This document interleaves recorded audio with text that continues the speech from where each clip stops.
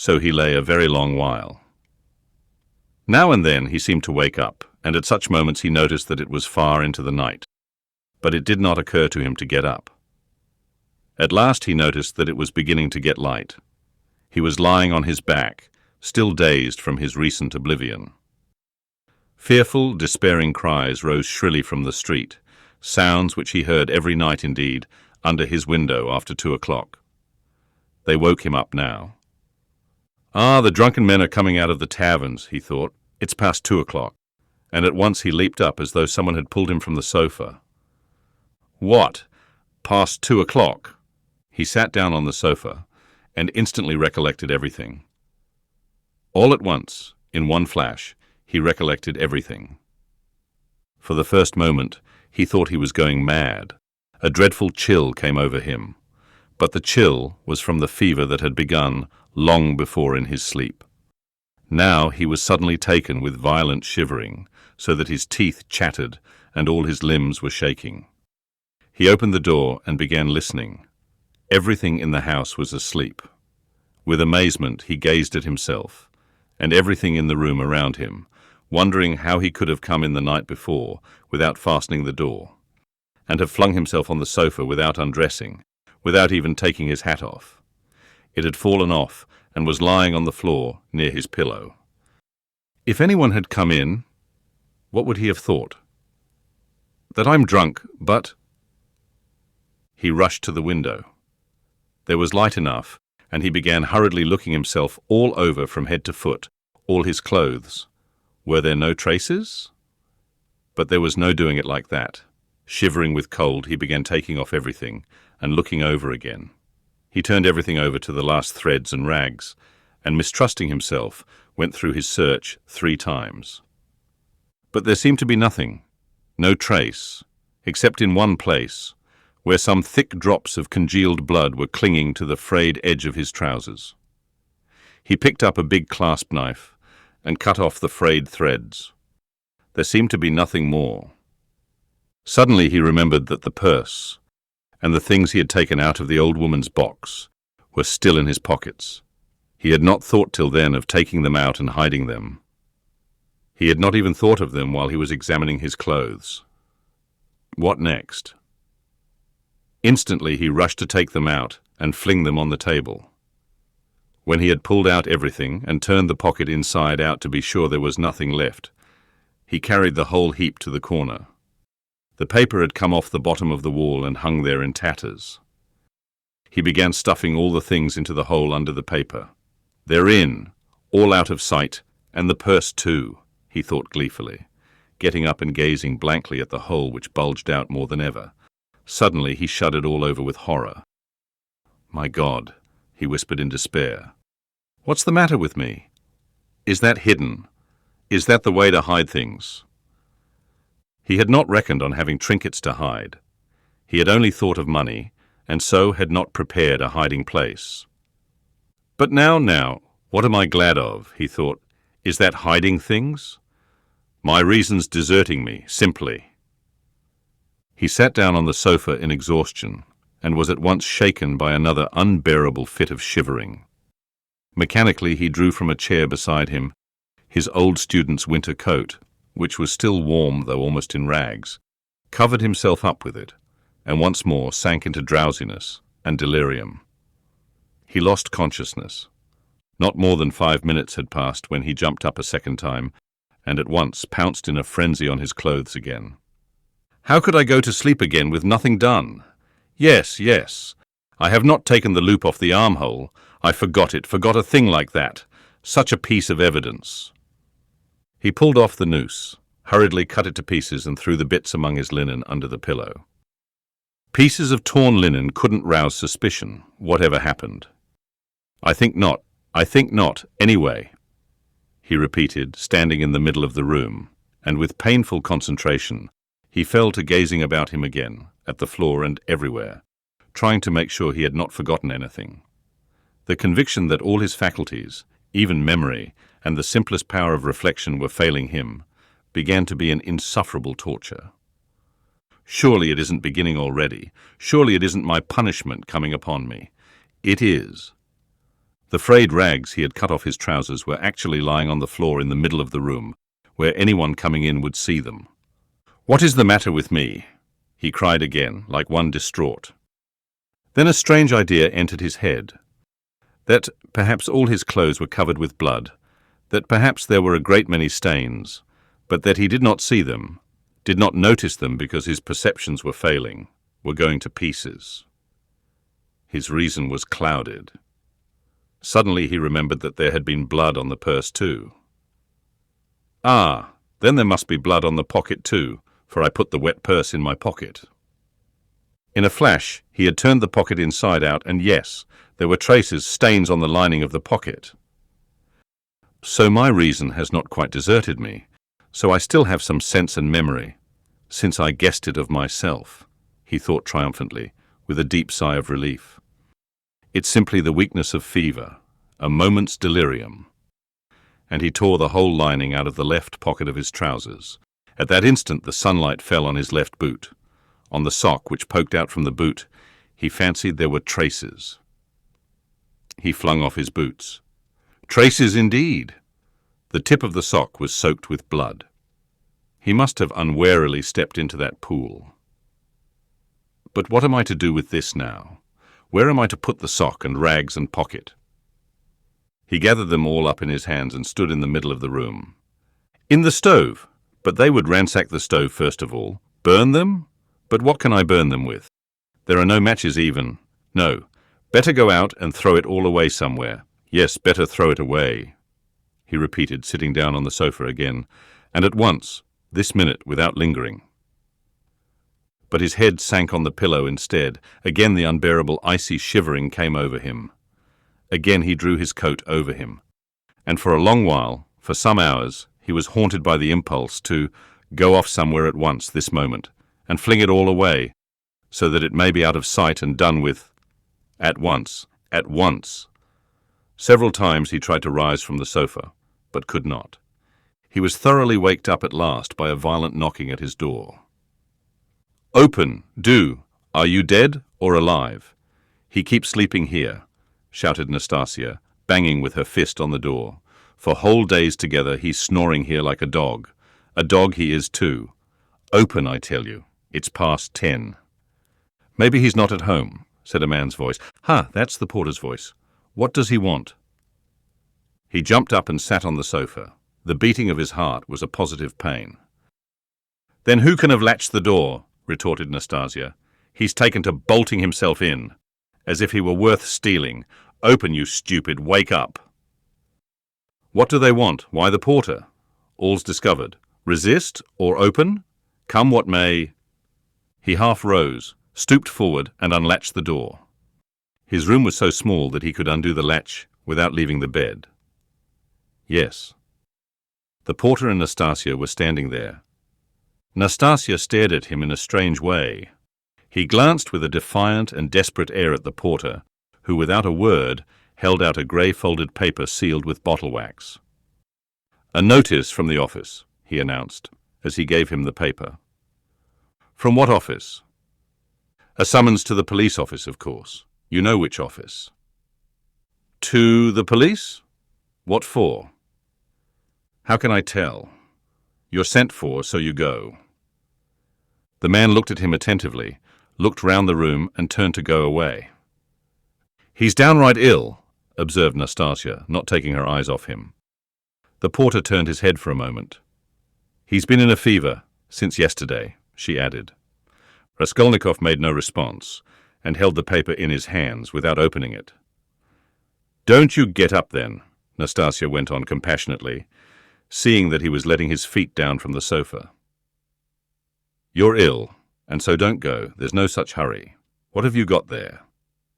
He looked. In his right hand he held the shreds he had cut from his trousers, the sock, and the rags of the pocket. So he had been asleep with them in his hand. Afterwards, reflecting upon it, he remembered that half waking up in his fever, he had grasped all this tightly in his hand, and so fallen asleep again. "Look at the rags he's collected and sleeps with them, as though he has got hold of a treasure." And Nastasia went off into her hysterical giggle. Instantly, he thrust them all under his greatcoat and fixed his eyes intently upon her. Far as he was from being capable of rational reflection at that moment, he felt that no one would behave like that with a person who was going to be arrested. But the police? "You'd better have some tea, yes? I'll bring it. There's some left." "No, I'm going. I'll go at once," he muttered, getting onto his feet. "Why, you'll never get downstairs." "Yes, I'll go." "As you please." She followed the porter out. At once he rushed to the light to examine the sock and the rags. There are stains, but not very noticeable, all covered with dirt and rubbed and already discoloured. No one who had no suspicion could distinguish anything. Nastasia from a distance could not have noticed, thank God. Then with a tremor he broke the seal of the notice and began reading. He was a long while reading before he understood. It was an ordinary summons from the district police station to appear that day at 9:30 at the office of the district superintendent. But when has such a thing happened? I never have anything to do with the police. And why just today? He thought, in agonizing bewilderment. Good God, only get it over soon. He was flinging himself on his knees to pray, but broke into laughter, not at the idea of prayer, but at himself. He began hurriedly dressing. "If I'm lost, I'm lost. I don't care. Shall I put the sock on?" he suddenly wondered. "It will get dustier still, and the traces will be gone." But no sooner had he put it on than he pulled it off again in loathing and horror. He pulled it off, but reflecting that he had no other socks, he picked it up and put it on again. And again he laughed. "That's all conventional. That's all relative. Merely a way of looking at it," he thought in a flash. But only on the top surface of his mind while he was shuddering all over. "There, I've got it on. I have finished by getting it on." But his laughter was quickly followed by despair. "No, it's too much for me," he thought. His legs shook. "From fear," he muttered. His head swam and ached with fever. "It's a trick. They want to decoy me there and confound me over everything," he mused as he went out onto the stairs. "The worst of it is I'm almost lightheaded. I may blurt out something stupid." On the stairs he remembered that he was leaving all the things just as they were in the hole in the wall. "And very likely it's on purpose to search when I'm out," he thought, and stopped short. But he was possessed by such despair, such cynicism of misery, if one may so call it, that with a wave of his hand he went on, only to get it over. In the street the heat was insufferable again. Not a drop of rain had fallen all those days. Again dust, bricks and mortar, again the stench from the shops and pot-houses, again the drunken men, the Finnish peddlers, and half-broken-down cabs.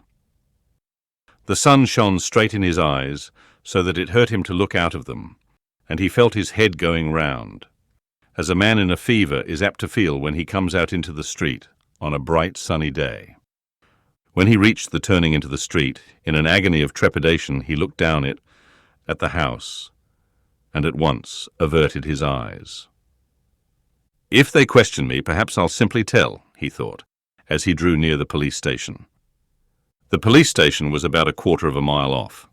It had lately been moved to new rooms on the 4th floor of a new house. He had been once for a moment in the old office, but long ago. Turning in at the gateway, he saw on the right a flight of stairs which a peasant was mounting with a book in his hand. A house porter, no doubt. So then, the office is here. And he began ascending the stairs on the chance. He did not want to ask questions of anyone. "I'll go in, fall on my knees and confess everything," he thought as he reached the 4th floor. The staircase was steep, narrow, and all sloppy with dirty water. The kitchens of the flats opened onto the stairs and stood open almost the whole day. So there was a fearful smell and heat.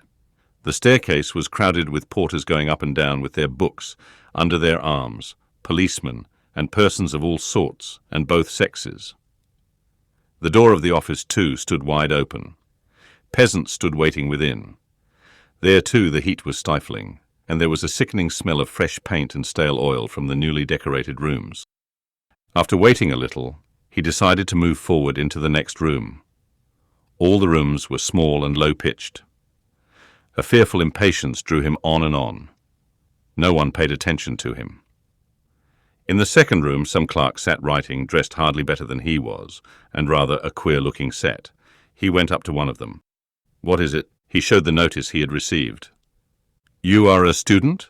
the man asked, glancing at the notice. "Yes, formerly a student."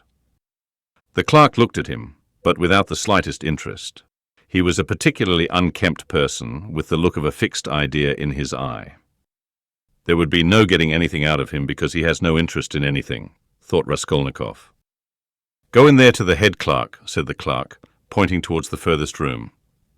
He went into that room, the fourth in order. It was a small room and packed full of people, rather better dressed than in the outer rooms. Among them were two ladies. One, poorly dressed in mourning, sat at the table opposite the chief clerk, writing something at his dictation. The other, a very stout, buxom woman with a purplish-red, blotchy face, excessively smartly dressed with a brooch on her bosom as big as a saucer, was standing on one side, apparently waiting for something. Raskolnikov thrust his notice upon the head clerk. The latter glanced at it, said, "Wait a minute," and went on attending to the lady in mourning. He breathed more freely. "It can't be that." By degrees he began to regain confidence. He kept urging himself to have courage and be calm. "Some foolishness, some trifling carelessness, and I may betray myself. It's a pity there's no air here," he added. "It's stifling. It makes one's head dizzier than ever. And one's mind too." He was conscious of a terrible inner turmoil. He was afraid of losing his self-control. He tried to catch at something and fix his mind on it. Something quite irrelevant, but he could not succeed in this at all. Yet the head clerk greatly interested him. He kept hoping to see through him and guess something from his face. He was a very young man, about 22, with a dark mobile face that looked older than his years. He was fashionably dressed and foppish, with his hair parted in the middle, well combed and pomaded, and wore a number of rings on his well-scrubbed fingers and a gold chain on his waistcoat. He said a couple of words in French to a foreigner who was in the room, and said them fairly correctly.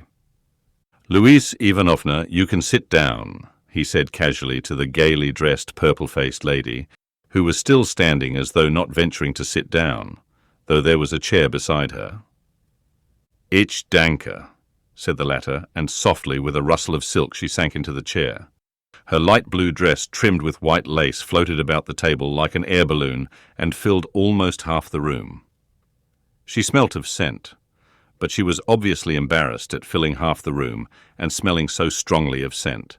And though her smile was impudent as well as cringing, it betrayed evident uneasiness. The lady in mourning had done at last and got up. All at once, with some noise, an officer walked in very jauntily, with a peculiar swing of his shoulders at each step. He tossed his cockaded cap on the table and sat down in an easy chair. The small lady positively skipped from her seat on seeing him and fell to curtsying in a sort of ecstasy, but the officer took not the smallest notice of her, and she did not venture to sit down again in his presence. He was the assistant superintendent. He had a reddish moustache that stood out horizontally on each side of his face, and extremely small features, expressive of nothing much except a certain insolence. He looked askance and rather indignantly at Raskolnikov. He was so very badly dressed, and in spite of his humiliating position, his bearing was by no means in keeping with his clothes. Raskolnikov had unwarily fixed a very long and direct look on him, so that he felt positively affronted. "What do you want?"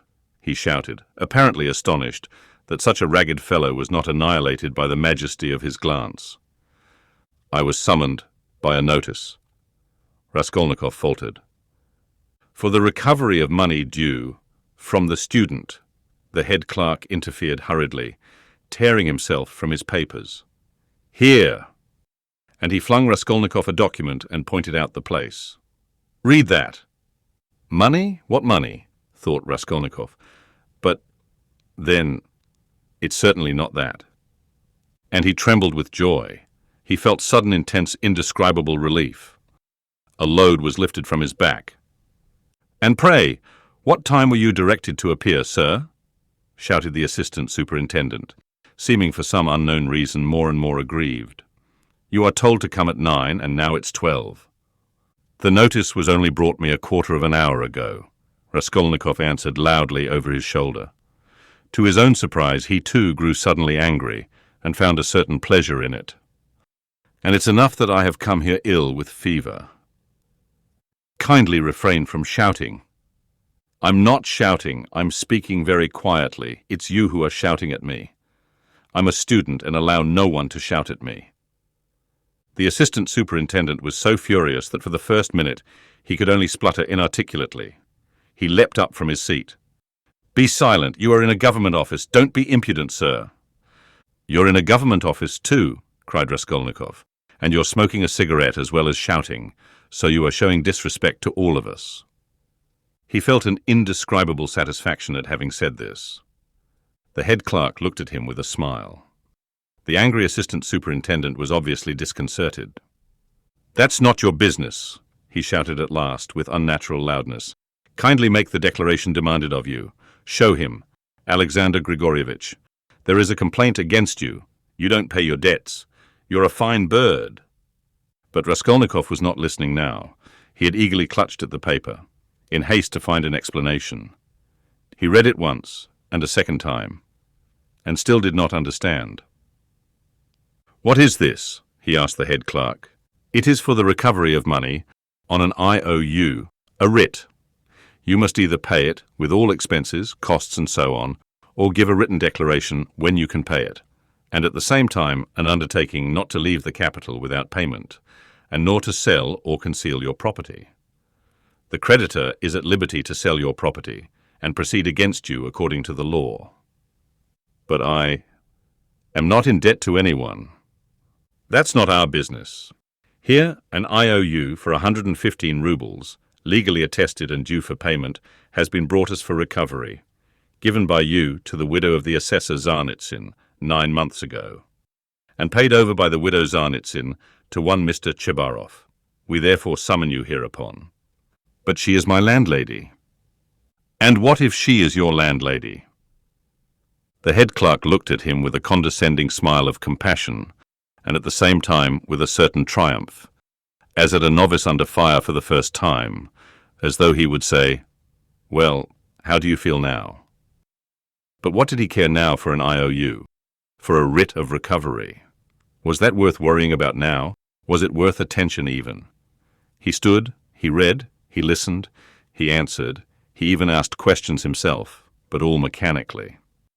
The triumphant sense of security, of deliverance from overwhelming danger, that was what filled his whole soul that moment, without thought for the future, without analysis, without suppositions or surmises, without doubts and without questioning. It was an instant of full, direct, purely instinctive joy. But at that very moment, something like a thunderstorm took place in the office. The assistant superintendent, still shaken by Raskolnikov's disrespect, still fuming and obviously anxious to keep up his wounded dignity, pounced on the unfortunate smart lady, who had been gazing at him ever since he came in with an exceedingly silly smile. "You shameful hussy!" he shouted suddenly at the top of his voice. The lady in mourning had left the office. "What was going on at your house last night? A disgrace again. You're a scandal to the whole street, fighting and drinking again. Do you want the house of correction? Why, I have warned you 10 times over that I would not let you off the 11th. And here you are again. Again. You... The paper fell out of Raskolnikov's hands, and he looked wildly at the smart lady who was so unceremoniously treated. But he soon saw what it meant, and at once began to find positive amusement in the scandal. He listened with pleasure, so that he longed to laugh and laugh. All his nerves were on edge. "Ilya Petrovitch!" The head clerk was beginning anxiously, but stopped short, for he knew from experience that the enraged assistant could not be stopped except by force.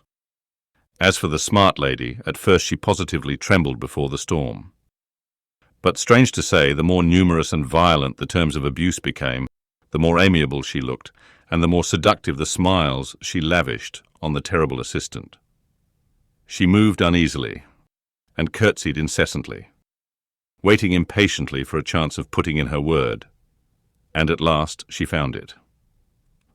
"There was no sort of noise or fighting in my house, Mr. Captain," she pattered all at once, like peas dropping, speaking Russian confidently, though with a strong German accent, "and no sort of scandal, and His Honour came drunk.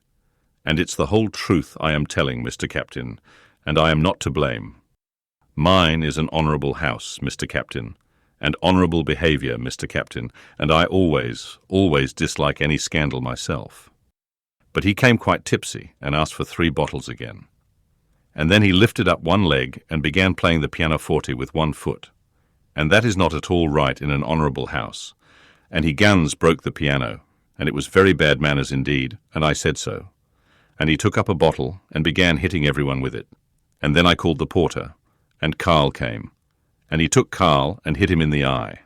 And he hit Henriette in the eye too, and gave me 5 slaps on the cheek. And it was so ungentlemanly in an honourable house, Mr. Captain. And I screamed. And he opened the window over the canal and stood in the window, squealing like a little pig. It was a disgrace. The idea of squealing like a little pig at the window into the street. Fie upon him. And Karl pulled him away from the window by his coat. And it is true, Mr. Captain, he tore Senrock. And then he shouted, that man must pay him 15 rubles damages. And I did pay him, Mr. Captain, 5 rubles for Senrock. And he is an ungentlemanly visitor and caused all the scandal. I will show you up, he said, for I can write to all the papers about you. Then he was an author? Yes, Mr. Captain, and what an ungentlemanly visitor in an honourable house. Now then, enough. I have told you already. Ilya Petrovitch, the head clerk repeated significantly. The assistant glanced rapidly at him. The head clerk slightly shook his head. So I tell you this, most respectable Louisa Ivanovna, and I tell it you for the last time. The assistant went on. If there is a scandal in your honourable house once again, I will put you yourself in the lock-up, as it is called in polite society. Do you hear? So a literary man, an author, took 5 rubles for his coat-tail in an honourable house. A nice set, these authors. And he cast a contemptuous glance at Raskolnikov. There was a scandal the other day in a restaurant too. An author had eaten his dinner and would not pay. I'll write a satire on you, says he.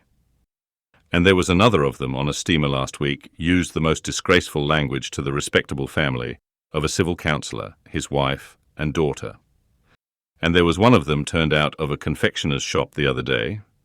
They are like that, authors, literary men, students, town criers. Foo, you get along. I shall look in upon you myself one day. Then you had better be careful, do you hear? With hurried deference, Louisa Ivanovna fell to curtsying in all directions, and so curtsied herself to the door. But at the door, she stumbled backwards against a good-looking officer with a fresh, open face and splendid, thick, fair whiskers. This was the superintendent of the district himself, Nikodim Fomitch. Louisa Ivanovna made haste to curtsy almost to the ground, and with mincing little steps she fluttered out of the office. Again thunder and lightning, a hurricane, said Nikodim Fomitch to Ilya Petrovitch in a civil and friendly tone. You are aroused again, you are fuming again, I heard it on the stairs. Well, what then? Ilya Petrovitch drawled with gentlemanly nonchalance, and he walked with some papers to another table, with a jaunty swing of his shoulders at each step. Here, if you will kindly look. An author, or a student, has been one at least, does not pay his debts, has given an IOU, won't clear out of his room, and complaints are constantly being lodged against him, and here he has been pleased to make a protest against my smoking in his presence. He behaves like a cad himself, and just look at him, please. Here's the gentleman, and very attractive he is. Poverty is not a vice, my friend, but we know you go off like powder. You can't bear a slight. I dare say you took offence at something, and went too far yourself, continued Nikodim Fomitch, turning affably to Raskolnikov. But you were wrong there. He is a capital fellow, I assure you, but explosive, explosive. He gets hot, fires up, boils over, and no stopping him. And then it's all over. And at the bottom, he's a heart of gold. His nickname in the regiment was the Explosive Lieutenant. And what a regiment it was too, cried Ilya Petrovich, much gratified at this agreeable banter, though still sulky. Raskolnikov had a sudden desire to say something exceptionally pleasant to them all. "Excuse me, Captain," he began easily, suddenly addressing Nikodim Fomitch. "Will you enter into my position? I'm ready to ask pardon if I have been ill-mannered. I'm a poor student, sick and shattered. Shattered was the word he used, by poverty. I'm not studying because I cannot keep myself now, but I shall get money. I have a mother and sister in the province of X. They will send it to me, and I will pay. My landlady is a good-hearted woman, but she is so exasperated at my having lost my lessons and not paying her for the last 4 months that she does not even send up my dinner.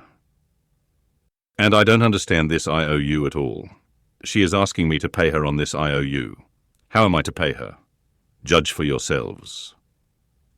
"But that is not our business, you know," the head clerk was observing. Yes, I perfectly agree with you. But allow me to explain." Raskolnikov put in again, still addressing Nikodim Fomitch, but trying his best to address Ilya Petrovich also, though the latter persistently appeared to be rummaging among his papers, and to be contemptuously oblivious of him. "Allow me to explain that I have been living with her for nearly 3 years, and at first,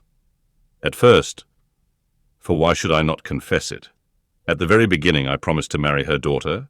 It was a verbal promise, freely given. She was a girl. Indeed, I liked her, though I was not in love with her. A youthful affair, in fact. That is, I mean to say that my landlady gave me credit freely in those days, and I led a life of... I was very heedless.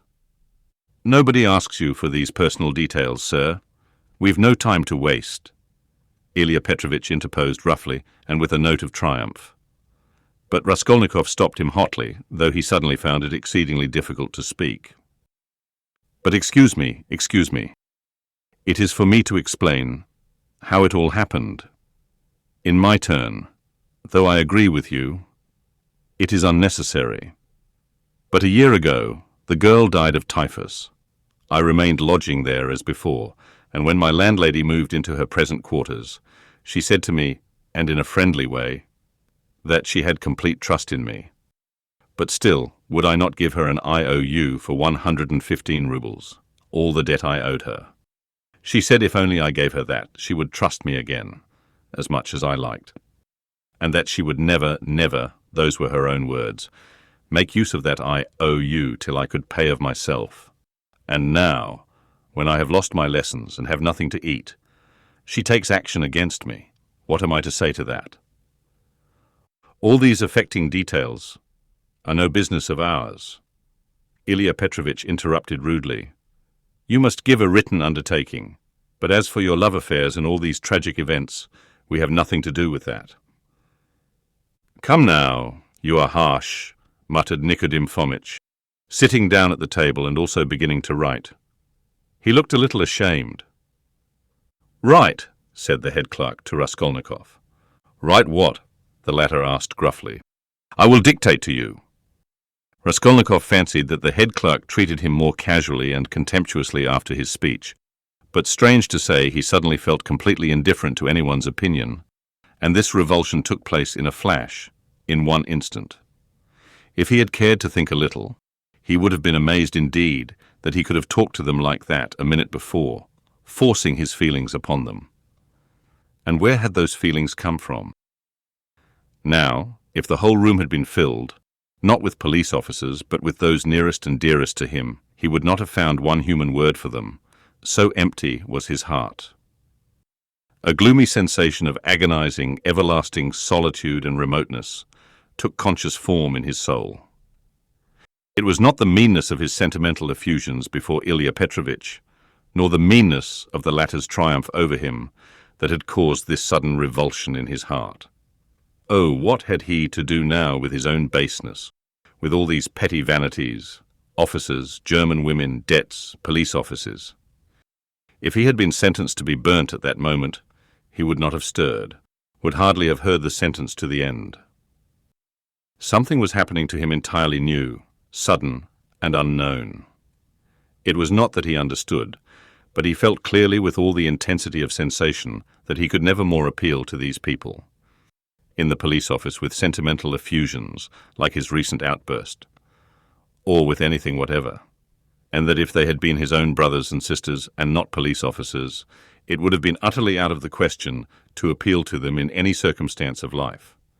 He had never experienced such a strange and awful sensation, and what was most agonizing, it was more a sensation than a conception or idea, a direct sensation, the most agonizing of all the sensations he had known in his life. The head clerk began dictating to him the usual form of declaration, that he could not pay, that he undertook to do so at a future date, that he would not leave the town, nor sell his property, and so on. "But you can't write. You can hardly hold the pen," observed the head clerk, looking with curiosity at Raskolnikov. "Are you ill?" "Yes, I am giddy. Go on." "That's all. Sign it." The head clerk took the paper and turned to attend to others. Raskolnikov gave back the pen. But instead of getting up and going away, he put his elbows on the table and pressed his head in his hands. He felt as if a nail were being driven into his skull. A strange idea suddenly occurred to him, to get up at once, to go up to Nikodim Fomitch, and tell him everything that had happened yesterday, and then to go with him to his lodgings, and to show him the things in the hole in the corner. The impulse was so strong that he got up from his seat to carry it out. "Hadn't I better think a minute?" flashed through his mind. No, better cast off the burden without thinking. But all at once he stood still, rooted to the spot. Nikodim Fomitch was talking eagerly with Ilya Petrovitch, and the words reached him.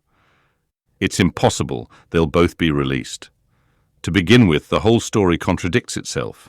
Why should they have called the porter, if it had been their doing?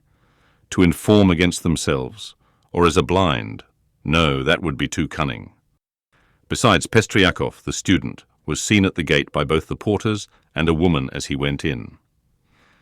He was walking with 3 friends, who left him only at the gate, and he asked the porters to direct him, in the presence of the friends. Now, would he have asked his way if he had been going with such an object? As for Koch, he spent half an hour at the silversmith's below, before he went up to the old woman, and he left him at exactly 7:45. Now just consider. But excuse me, how do you explain this contradiction? They state themselves that they knocked and the door was locked, yet 3 minutes later, when they went up with the porter, it turned out the door was unfastened. That's just it. The murderer must have been there and bolted himself in, and they'd have caught him for a certainty if Koch had not been an ass and gone to look for the porter too. He must have seized the interval to get downstairs and slip by them somehow. Koch keeps crossing himself and saying, if I had been there, he would have jumped out and killed me with his axe. He is going to have a Thanksgiving service. Ha, ha. And no one saw the murderer? They might well not see him. The house is a regular Noah's Ark, said the head clerk who was listening. It's clear, quite clear, Nikodim Fomitch repeated warmly. No, it is anything but clear, Ilya Petrovitch maintained. Raskolnikov picked up his hat and walked towards the door, but he did not reach it. When he recovered consciousness, he found himself sitting in a chair, supported by someone on the right side, while someone else was standing on the left, holding a yellowish glass filled with yellow water, and Nikodim Fomitch standing before him, looking intently at him. He got up from the chair. What's this? Are you ill? Nikodim Fomitch asked rather sharply. He could hardly hold his pen when he was signing, said the head clerk, settling back in his place and taking up his work again. Have you been ill long? Cried Ilya Petrovitch from his place, where he too was looking through papers. He had, of course, come to look at the sick man when he fainted, but retired at once when he recovered. Since yesterday, muttered Raskolnikov in reply.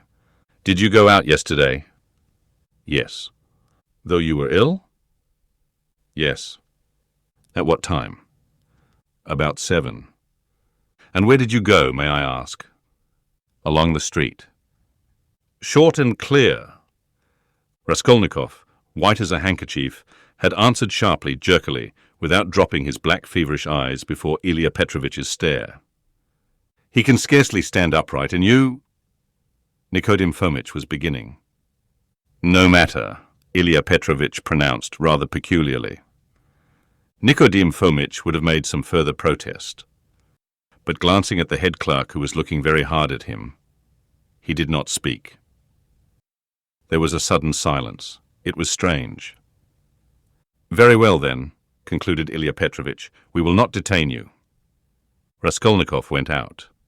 He caught the sound of eager conversation on his departure, and above the rest rose the questioning voice of Nikodim Fomitch. In the street, his faintness passed off completely. "A search. There will be a search at once," he repeated to himself, hurrying home.